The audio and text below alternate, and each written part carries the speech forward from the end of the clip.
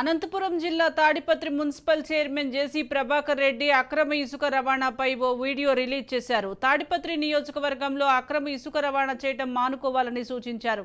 అక్రమంగా ఇసుక రవాణా చేసే వాహనాలు పట్టుబడితే సంవత్సరం వరకు బయటకు రాకూడదని డిమాండ్ చేశారు.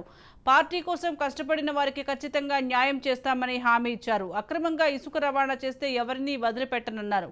5 ఏళ్లు నాతో పాటు ఉండి పార్టీ కోసం చాలా కష్టపడ్డారని, వారందరికీ న్యాయం చేస్తారని తెలిపారు. దయచేసి ఇసుక అక్రమ రవాణా విషయంలో తనను క్షమించమని కోరారు. ఇసుక విషయంలో నేను ఒప్పుకోను.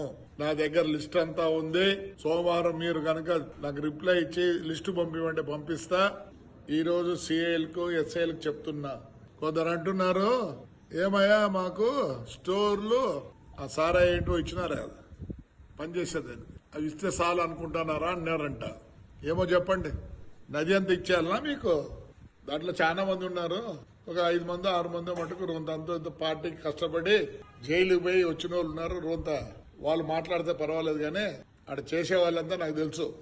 నందలపాడులో మొత్తం ఇష్టం వచ్చినట్టు చేస్తారు. మీ టిప్పర్ గాని ట్రాక్టర్ పట్టుకొని పోతే ఒక్క సంవత్సరం బయటికి రాదు. నేను అందరికి చెప్తున్నా, టిప్పర్లు ట్రాక్టర్లు బాడికి వేద్దండి, ఇసుకేకో నష్టపోతారు. నాకు తెలిసి ఏం చేయాలో ఏం చేయకూడదో నాతో కష్టపడిన వాళ్ళకి 100% చేస్తా.